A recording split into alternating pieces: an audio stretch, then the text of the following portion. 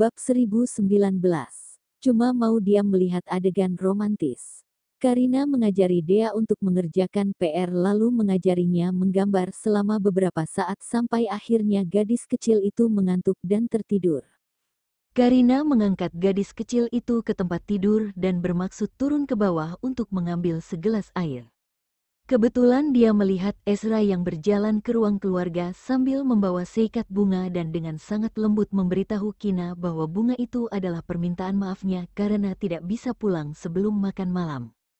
Karina berkata dalam hati, apa-apaan ini, mereka kok romantis banget, aku jadi iri. Karina, Ezra menoleh dan memanggil Karina yang berdiri di ujung tangga dan masih merasa lebih nyaman memanggilnya dengan Nona Karina.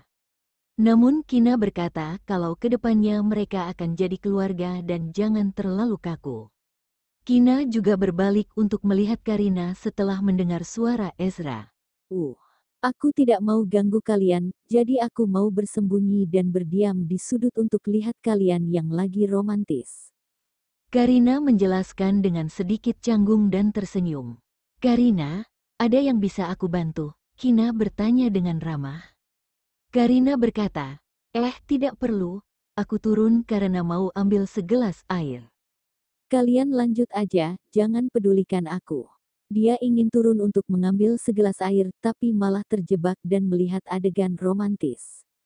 Kalau gitu kita balik kamar dulu ya, Karina, kalau kamu butuh sesuatu panggil dan kasih tahu Kina ya, atau panggil pelayan. Biasanya pelayan belum tidur sampai jam 11 malam. Setelah menjelaskan itu, Ezra mengalihkan pandangannya, memeluk erat putrinya, menundukkan kepala dan mencium pipi putrinya dengan lembut. Clara kangen Dedi ya. Dedi juga kangen kamu dan Mommy. Salah satu tangan Kina memegang buket di tangan sedangkan tangan lainnya menarik pakaian Ezra dan mereka berdua naik ke atas bersama. Kembali ke kamar. Ezra duduk di sofa dan berkata padanya. Kina kamu mandi dulu, aku mau gendong Clara sebentar. Karena dia tidak melihat putri kecilnya selama hampir 14 jam. Ya, Ezra, tadi kamu udah makan malam, kamu mau cemilan? Kina bertanya dengan khawatir sambil menaruh bunga di vas. Tidak perlu, tadi aku udah makan roti kukus dan masih kenyang. Kata Ezra. Kina berjalan ke arahnya, membungkuk untuk mencium pipinya. Aku suka bunganya, makasih ya. Ezra tidak terlalu sering memberinya bunga dan sebenarnya dia tidak berencana untuk memberinya. Tapi karena diberi bunga secara tidak terduga, membuat Kina merasa sedikit terkejut juga tersentuh. Baguslah kalau kamu suka. Telapak tangan besar Ezra memegang belakang leher Kina dan mencium bibirnya dengan lembut. Karena posisi mereka yang tidak terlalu nyaman sehingga mereka tidak berciuman terlalu lama. Kina yang terengah-engah menepuk pelan pipi Ezra dan mengingatkannya. Tuan Ezra tolong ya lain kali perhatikan keadaan dulu, gimana kalau Clara melihat. By the way, Clara kan belum paham dan tidak akan ingat. Ezra tidak setuju dengannya dan mencium pipinya lagi. Aku mandi dulu. Kina mendengus pelan, mencubit wajah suaminya, berdiri lalu berbalik dan berjalan menuju kamar mandi. Clara berbaring dengan tenang di pelukan dadinya, mengedipkan mata dan menatap dadinya. Hati Ezra terasa sangat hangat sehingga dengan lembut menyentuh wajah halus putrinya dengan ujung jari dan berkata sambil tersenyum. Kamu lihat apa sih? Dedi cium Mommy tapi kamu tidak tutup mata, dasar nakal. Mungkin Clara tahu kalau orang dewasa itu berbicara padanya, jadi dia tersenyum, lalu tertawa dan terlihat sangat imut. Ezra melihat putrinya tertawa karena dirinya dan merasa sangat senang. Kemudian dia lanjut berbicara pada putrinya. Ketika Clara baru saja lahir, dalam sehari dia tidur selama 10-20 jam. Tapi sekarang dia sudah lebih besar dan waktu tidurnya berkurang selama 3 atau 4 jam. Jadi sekarang setiap kali Ezra pulang, dia melihat putrinya bangun, mengajaknya bermain dan rasa lelah di tubuhnya hilang setelah melihat senyum polos putrinya. Ketika Kina keluar dari kamar mandi, dia mendengar suaminya berbicara dengan lembut pada putrinya dan membuat hatinya tersentuh. Dia tersenyum dan berjalan ke arah Ezra. Ini sudah jam 10 jadi aku yang gendong Clara, kamu mandi. Ezra bergumam dan dengan sedikit enggan meletakkan putrinya di lengan Kina. Clara mencium wangi mominya dan langsung mengusapkan wajah kecilnya ke dada Kina dan tangan kecilnya meraih jubah mandi. Setelah melakukan itu selama beberapa saat, dia masih belum mendapatkan susu dan akhirnya menangis. Lalu Kina berhenti menggodanya, bergegas melepas jubah mandinya dan menyusui putrinya. Clara meminum susunya beberapa teguk, menjauhkan mulut, memandang Kina sambil tersenyum, lalu memalingkan wajah dan lanjut minum susu. Tidak lama setelah minum susu, dia sudah tertidur.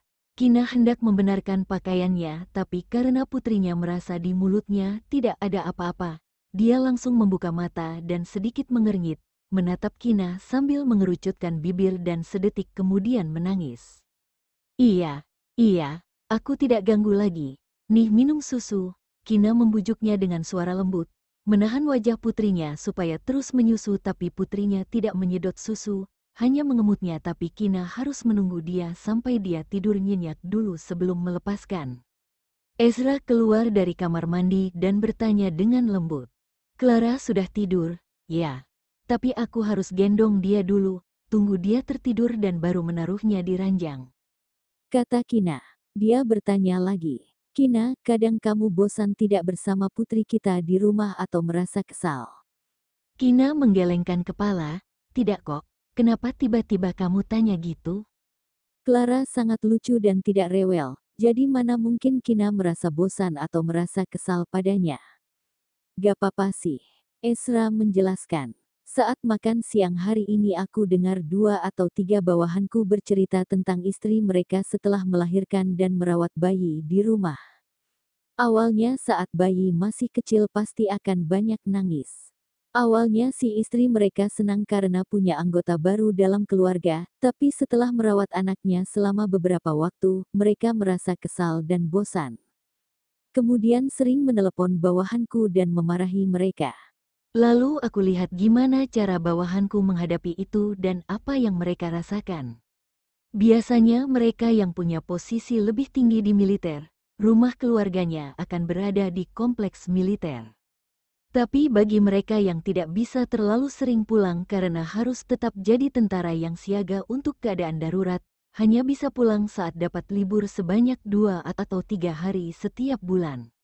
Tapi karena keluarga Okto punya kekuatan dan orang spesial di kota Leicester ataupun negara R, sehingga setiap hari Ezra bisa pulang setelah pekerjaannya selesai.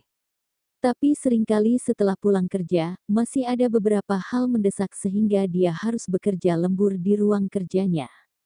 Saat melahirkan Clayton, dia tidak terlalu dekat dengan mominya. Jadi hampir setiap saat Ezra merawat putranya dan saat itu Kina mengalami kecelakaan sehingga dia harus membesarkan Clayton sendirian. Oleh karena itu dia tahu betapa sulitnya merawat bayi sendirian. Clara kita baik banget dan aku sangat sayang padanya, jadi mana mungkin aku kesal dengannya. Kina tersenyum lembut. Bab 1020. Kejutan, bagian 1. Clara kita baik banget dan aku sangat sayang padanya. Jadi mana mungkin aku kesal dengannya. Kina tersenyum lembut. Dia berkata, kalau aku lelah atau mau pergi keluar, ada Bibi Lea dan ibu yang bisa bantu menjaga Clara. Mungkin kamu harus lihat situasi bawahanmu dulu. Mereka tidak bisa sering pulang dan seorang wanita yang mengurus anaknya di rumah sendirian tentu saja mudah mengalami depresi. Harusnya istri mereka dibawa ke psikiater atau sering kembali setiap hari libur, menitipkan anak pada keluarga dan ajak istri mereka pergi kencan. Banyak pria yang belum open mind dan berpikir seorang wanita hanya tinggal di rumah untuk merawat anak itu hal yang wajar. Jadi kalau mereka mengalami depresi setelah melahirkan, para pria akan berpikir kalau wanita dari generasi sebelumnya baik-baik saja dan kenapa wanita zaman sekarang banyak mengeluh dan bisa depresi. Apalagi kebanyakan wanita mengalami depresi setelah melahirkan karena suami mereka tidak mau bertanggung jawab. Ini sama seperti pria hanya menyumbangkan spermanya tapi tidak peduli dengan hal-hal yang berkaitan dengan anaknya. Bagaimanapun Kina sering melihat banyak wanita yang tubuhnya belum pulih setelah melahirkan, tapi harus begadang untuk menyusui, mengganti popok dan lainnya. Sedangkan suaminya hanya tidur nyenyak dan bahkan menyerahkan semua pekerjaan rumah pada istrinya.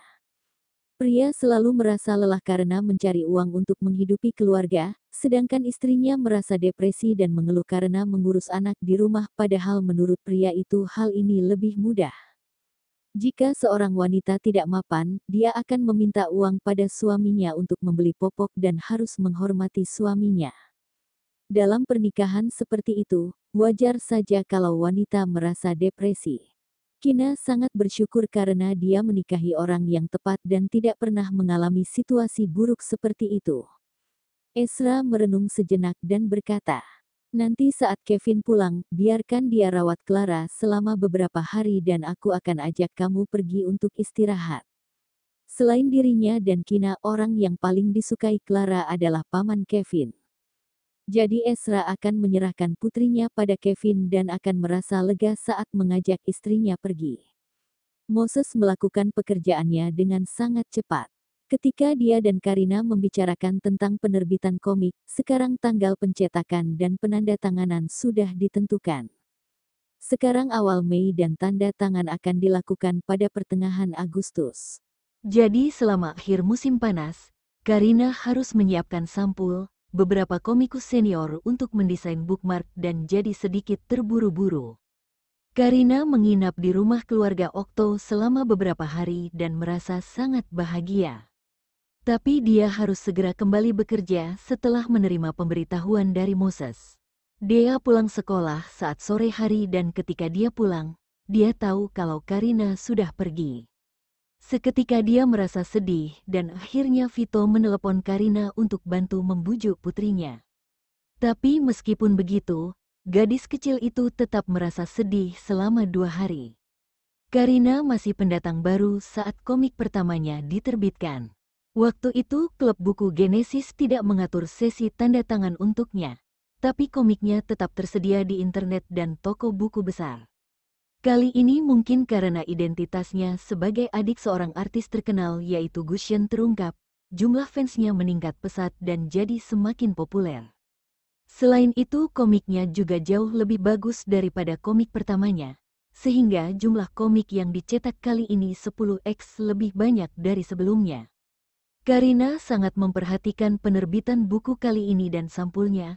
Gambar asli di sampulnya sangat kecil sehingga detailnya harus dibicarakan dan dimodifikasi berkali-kali dengan Moses.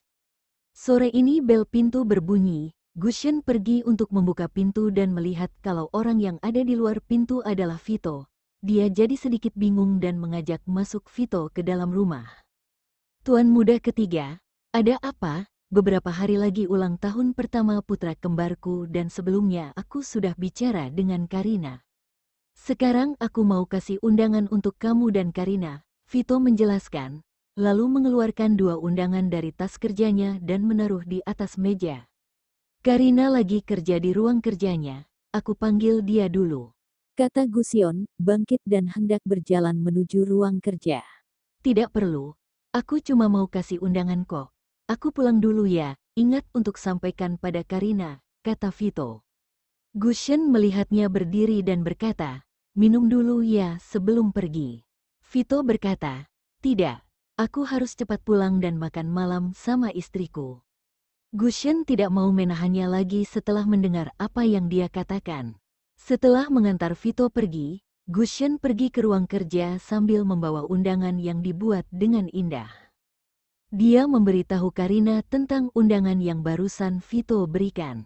"Oh, ya, aku hampir lupa dengan ulang tahun si kembar karena sangat sibuk." Karina menepuk dahinya dan menerima undangan itu. Untungnya masih ada 3 atau 4 hari lagi untuk persiapan. Beberapa hari ini dia menjadi sangat sibuk karena penerbitan buku. Karina berdiskusi dengan Gusion selama beberapa saat mengenai pergi ke pesta ulang tahun si kembar dan akan lebih baik membawa hadiah. Setelah memikirkannya seharian, akhirnya dia tahu harus membelikan hadiah apa. Adam tahu dia akan pergi menghadiri pesta keluarga Okto dan secara khusus mengirimkan seorang stylist dari Kyoto ke kota Leicester dan membawa gaun yang cocok untuk Karina. Hari saat pesta diadakan, baru saat itulah Gusion tahu kalau kakak tertuanya menyuruh seorang stylist untuk mendandani Karina, tapi tidak menyiapkan pakaian untuk Gusion. Dia sangat kesal, tapi tidak punya pilihan selain pergi ke salon milik seorang stylist terkenal yang profesional untuk mendandaninya. Pesta diadakan pukul 18.30 sampai pukul 21.30. Karina selesai berdandan pada pukul 17 dan menelepon kakaknya yang pergi keluar untuk melakukan styling. Dia tahu kalau kakaknya sedang dalam perjalanan dan akan tiba di rumah dalam waktu sekitar 10 menit. Dia berencana turun ke bawah untuk menunggu Gusion dan saat hendak membuka pintu, Karina melihat Kevin memakai setelan abu-abu mewah, memegang ponsel di satu tangannya sedangkan tangan satunya berada di saku dan bersandar di pintu. Karina tertegun sejenak. Kevin menoleh ke arahnya dan dengan tenang menaruh ponsel di saku. "Karina, hari ini kamu cantik banget," dia memujinya. Sudah hampir sebulan tidak bertemu dan ketika melihatnya lagi, Kevin menyadari kalau dia sangat merindukannya. "Kamu," tenggorokan Karina terasa sakit dan tersedak. "Aku kembali." Kevin berjalan ke arahnya dan memberi isyarat untuk memeluk. "Hari ini pesta ulang tahun pertama si kembar dan aku paman mereka, jadi tentu saja aku harus datang." Karina pun memeluknya. Matanya berkaca-kaca dan ingin menangis. Dia berkata dengan pelan, "Padahal 2 hari lalu kamu bilang kalau kondisi pasien belum stabil." Selama mereka berpisah, Karina sangat merindukannya tapi malu untuk memberitahunya. "Tapi aku tidak bilang kalau tidak bisa kembali saat pesta ulang tahun Elon dan Eric, kan?" katanya. Karina memikirkannya dan teringat kalau Kevin tidak bilang kalau tidak bisa kembali dan datang ke pesta ulang tahun. "Tapi kamu tidak bilang kalau akan kembali," jawab Karina.